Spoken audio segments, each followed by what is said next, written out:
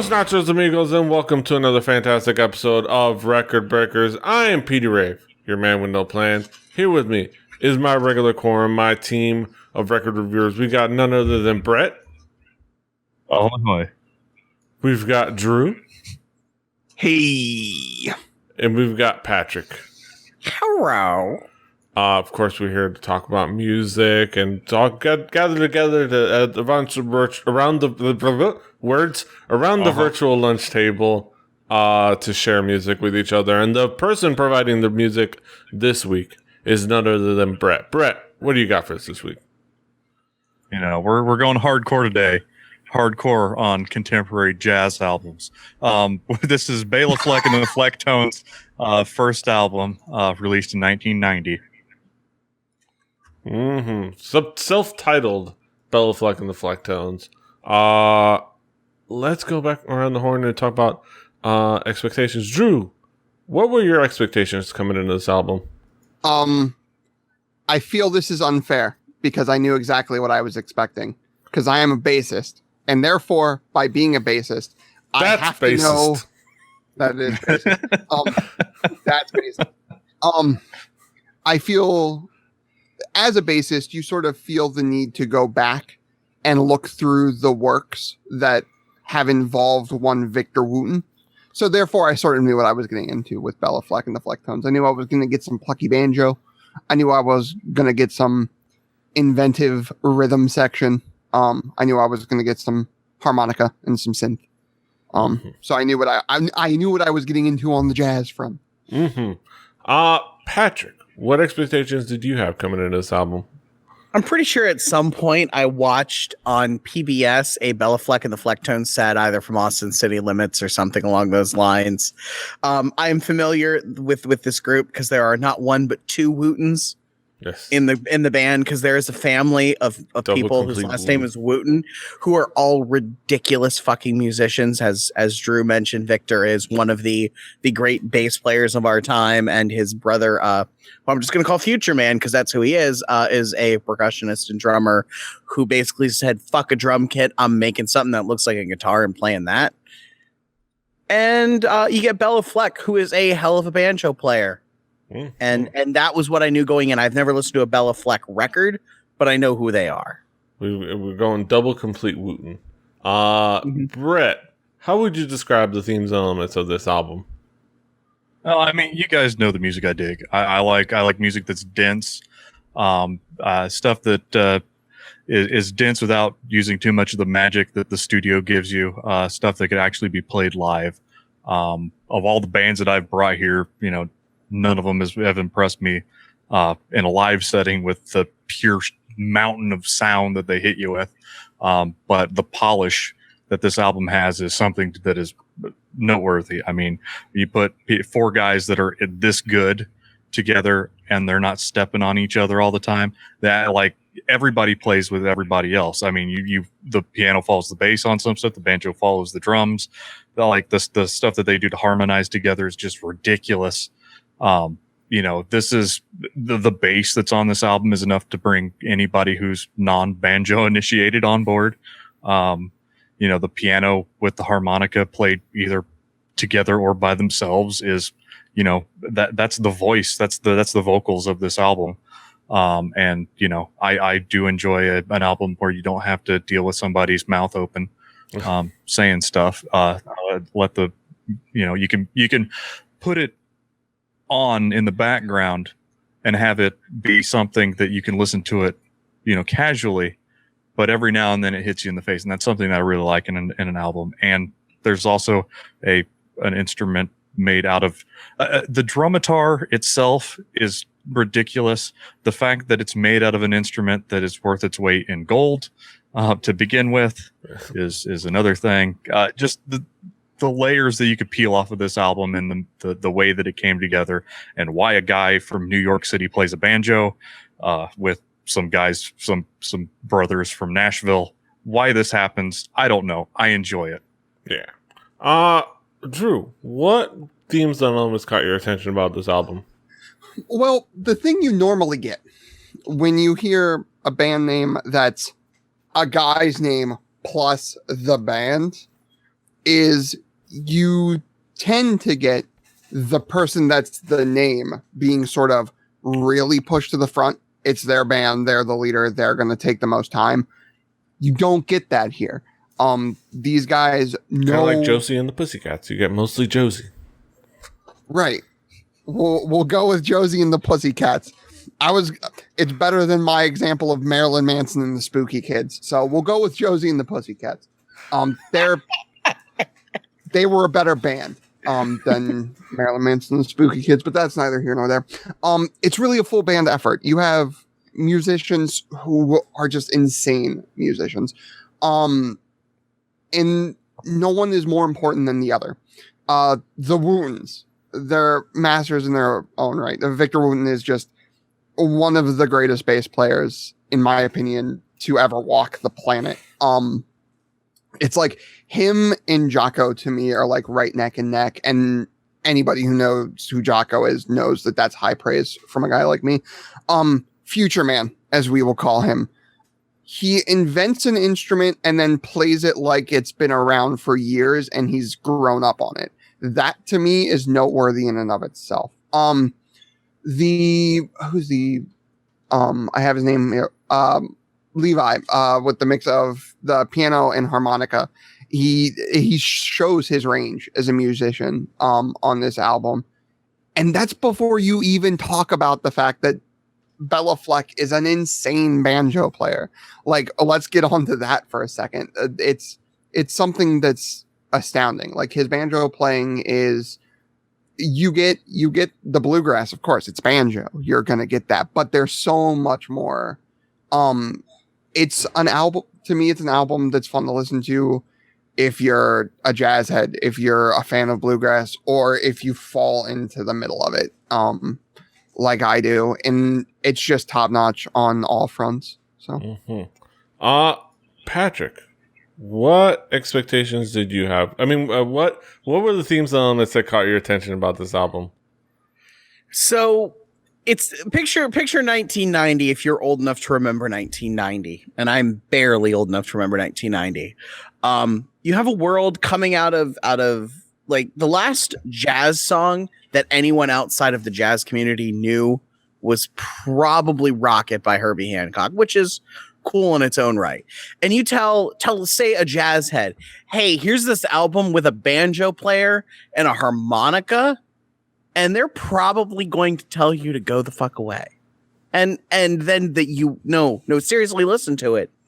And you realize that this is really, really solid, kind of modern, but still like it feels like jazz standards, even though they're all original. They have that vibe, that sort of flow, the melody that you expect in jazz, just played on instruments you didn't expect. You get Vic Wooten, who is, as Drew said, bass god, top of that list of, if you're going to call the greatest bass player alive, he's going to be real close to the top, if not the. Future Man, who is a terrific percussionist, and when you invent your own instrument, it kind of in some ways feels like you're cheating, but he manages to use it to play what is often fairly traditional jazz drum sort of sounds.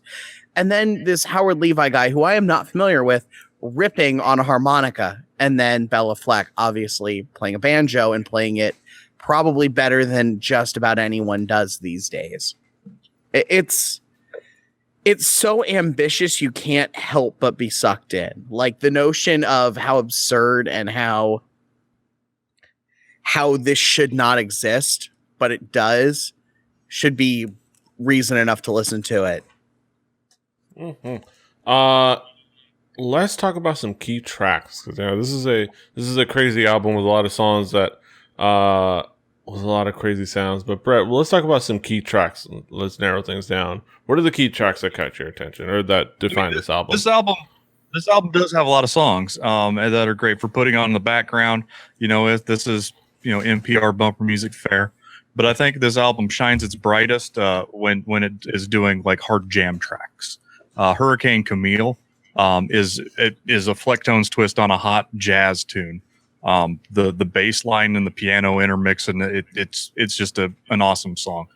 Flipper. This is what happens when 4 guys come together that are like at the pinnacle of their instruments, and they just go together. I mean, there's nobody's like slacking off on that track. And then probably the most famous and most used by NPR as bumper music, the Sinister Minister, from the opening bass flourish to the scraping of the güiro. This is probably a song that speaks for itself. There are tons of tracks on this album. Some of them go long. Some of them have runs on them. It's hard for like an untrained ear to follow everything that they're doing. But at the real essence of this album, you can find some grooves that they really dug into. And the Sinister Minister is probably, it's a Grammy-winning song. I mean, this is a fantastic album for like growing with music. Yes, for sure. That particular track, for sure. Drew, what were the tracks that caught your attention? What were your favorite songs on this album? All right, Record Breakers tradition. We're gonna bust into Sea Brazil real quick. The album starts out sort of tricking you, I feel. It starts out and the banjo sounds, while really well played, really intricate, sounds like you're almost getting into a bluegrass album. That's what the banjo sort of lulls you into. And then things start hitting and things start moving. A minute in, you start to get hints that this is not your father's bluegrass by any stretch of the imagination. Then the bass solo at 2 minutes hit. And, that's sort of the sign of the rest of the album for me. You better buckle up. It's going to be a ride, and it's going to be crazy from start to finish, which I love. I'm going to jump to Mars Needs Women. Space is a Lonely Place. Something about that song reminded me of why this style of jazz music is something I really dig and I really love. There's no words. It's nothing but the music. But that music conveys so much feeling through it that you don't need it. Like there's so much complexity in there and there's so much emotion there that you can just tell by the tone almost where the lyrics would take you anyways without even having to know the lyrics, which I really love. And then we're going to go back and we're going to talk about Sinister Minister, because come the hell on. Victor Wooten on this track, just in my opinion, was awesome. I could talk about Wooten up and down. It could be an entire half-hour show of me talking about why Victor Wooten's awesome.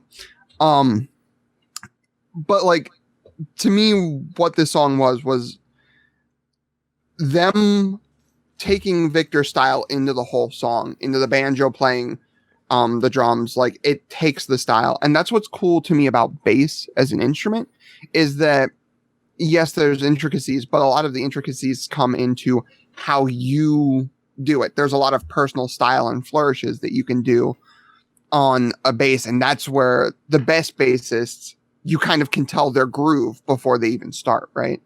And that's what you get with this. You get the groove. It effortlessly, if I could get words, this is how excited I am. I'm foaming at the mouth. The groove effortlessly goes into and out of these crazy slap licks that Victor Wooten's known for. And you have Béla Fleck in the, like, right there following along on banjo. Like, that to me is just cool. There's something awesome about that. I mean, you get to the solo and it refuses to let you go. There's just something about that song that was just so much fun. And that's one of the songs that, like, it's in a mix of, like, this is why I love bass guitar. Sinister Minister is right there on the list. Very high on the list. Yes. Certainly.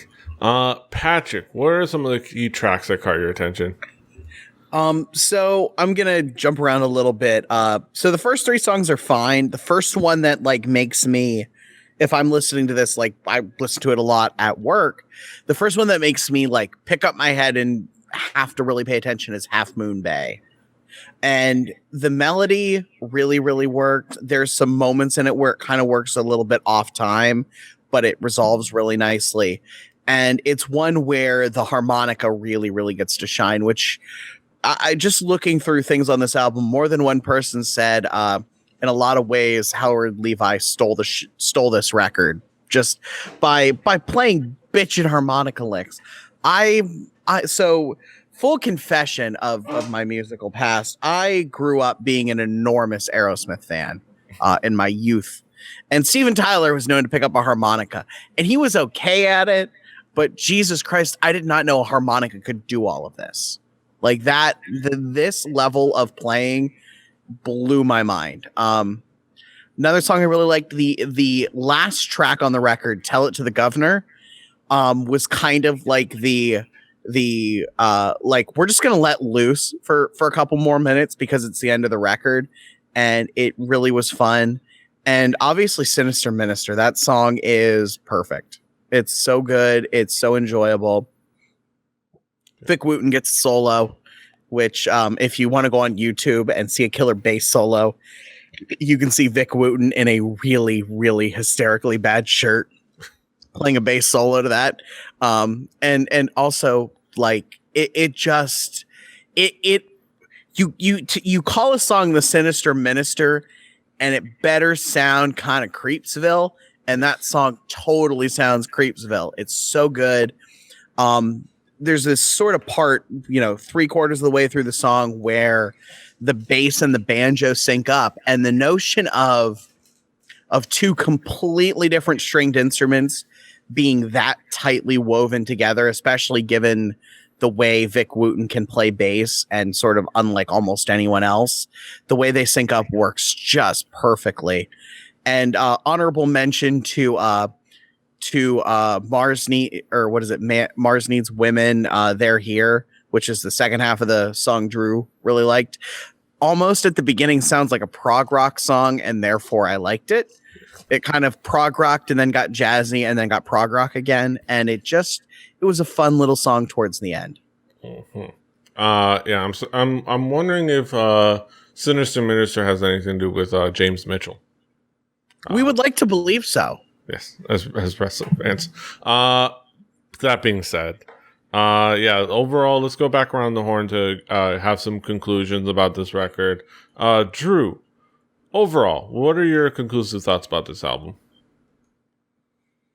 If you want to get deeper into jazz, I brought a record a while back, The Reign of Kindo, that I sort of described as like the starter jazz. It was easy enough for most people to get into, but it was jazzy enough that it had that back end and the jazz folks could dig the groove.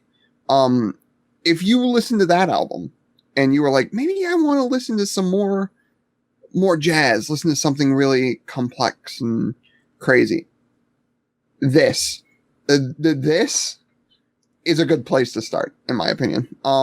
You can't really go wrong with Béla Fleck and the Wooten brothers.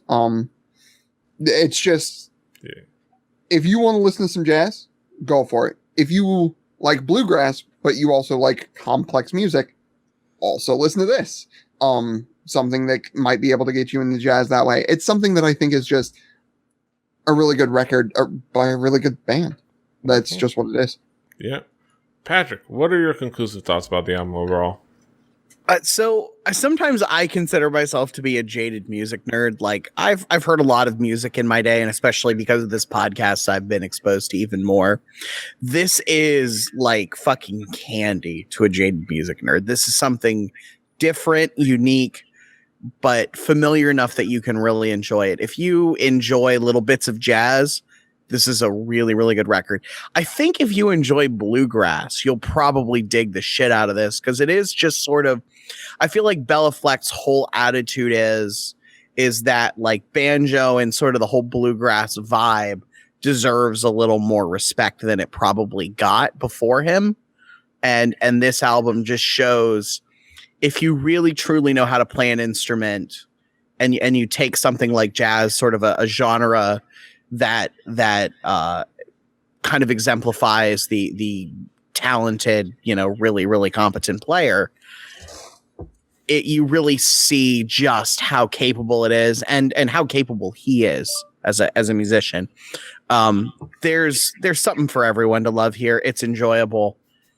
I liked it way more than I thought I would. I mean, I knew I wasn't going to hate it, but it's enjoyable. And Future Man, just crazy guy making drum kits that look like guitars, and Vic Wooten, and a guy with a harmonica who I didn't know you could play jazz harmonica.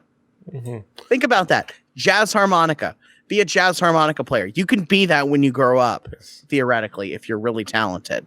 Yes, we've learned things. You can be a jazz harmonica player, and also capable sounds like okay Google. Apparently. At least to certain phones, the two of us share. That being said, yeah, this is an album that goes a lot of fun places and does a lot of cool things, and with a lot of funky, well, not funky literally, but cool and crazy instruments. And can we just say I now want a Bela Fleck funk record? I want to hear the funky banjo. The funky banjo. It just goes a lot of great places and does a lot of cool things, and it's just a fantastic record. Brett, what would be your conclusive thoughts about the album overall?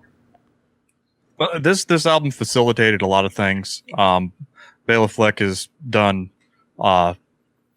He had a project with a string quartet. He has a classical music album. If you ever wanted to hear a banjo play Bach or Beethoven, you can find that. It made a lot of really, really great live shows. If you ever get a chance, if you call yourself a music fan and Béla Fleck comes to town, whether like with his wife who also plays banjo, or with the Flecktones, or just anything, like he does festivals. He's a working musician. This is his bread and butter. If you can see him, find him. Vic Wooten, he's in music stores all around the country doing like demos of gear, doing you can see that guy, you can reach out, shake his hand. If you call yourself a music fan, you need to have at least a foundation that has some background that includes one or two of these men. Why not start with this album? This is easy. It'll lead you down a path. You'll find out what you like. You can follow that path to where you want to go with, and you'll be better off for it. It might inspire you to do something funky, like, play Gershwin on a harmonica, or, the jazz banjo. Yes. That's something that's really cool to note, I think, about the jazz scene in general. I have talked at great length about guys like Victor Wooten, and you have drummers that like flip over like Tommy Igoe or something, and those guys are very easily reachable. If you're a musician and you start getting into jazz and you start loving jazz, guess what? Those guys aren't far, because there's not a lot of us out there. Like, you will go to a show and there will be 20 people who really love music, and you will be able to say, hey, I want to talk to that guy. And you know what you'll be able to do? Talk to that guy. They will sign your album. They will talk to you, shake your hand. Thank you for showing up. A little anecdote is I saw the Flecktones play the weekend after Earl Scruggs died. And even as emotional as Béla Fleck was doing a little special thing for that, he still showed up afterwards, wiped the tears, came out and shook people's hands. Real musicians of that level don't normally have the ability to stand out at the edge of the assembly hall and shake people's hands. So it's nice. Yeah. And yeah, that's our thoughts on this album overall. We tell you to go listen to it. Just go listen to it. But before you do that, you're going to listen to our haikus. I didn't mean that as a threat. I meant that as a promise. It's fun. You can. All right, let's get to it. Who do we start with? Let's start with Patrick. What is your haiku? A peculiar blend of bluegrass and modern jazz. A lot to like here. I'll go second. complex, crazy jazz, bunch of cool stuff happening, all of it awesome. Drew, what is your haiku? Beautiful jazz groove from some great musicians. Go listen to it. And Brett, what is your haiku? An amazing sound from 4 of the best ever. Hope they stick around. Mm-hmm. And that's the thoughts that we all share. That's it for another fantastic episode of Record Breakers. Another album reviewed. Another episode in the can. You can, of course, follow along at home by listening to the Spotify playlist. We will curate that for you. This should be there as well. And also on that Spotify playlist will be next week's record, provided by none other than Drew. Drew, what do you got for us next week? I got an album that's about as poppy as you can get without being purebred pop. It is super bubblegum. It's got a pop punk edge to it. I believe their band members even refer to it as spunk rock. Their own little moniker. It's a band from Philly by the name of Zoloff the Rock and Roll Destroyer. I'm going to listen to a little bit of Jalopy Go Far. Mm-hmm. And we will do that next time we join you. But that is next time. And this is this time. Of course, you can find us all over the internet. Patrick is at the Swagger. Brett is at Hibbity Bibbard, HIBBITYBIBBARD. Drew is at XJuciferX. I'm at PD Rave. The show is at 4 Record Breakers. That's the number 4 Record Breakers. RecordBreakersPodcast.com, RecordBreakersPodcast@gmail.com, Rebelli.net for this and other shows, Rebelli TV, the YouTube page. You can subscribe to there for not just the podcast episode, but I do endeavor to create more content for that YouTube page. But that being said, subscribe, like, share, do all the things. Until next time, hasta los huevos. Spunk rock. Toodaloo. What he said.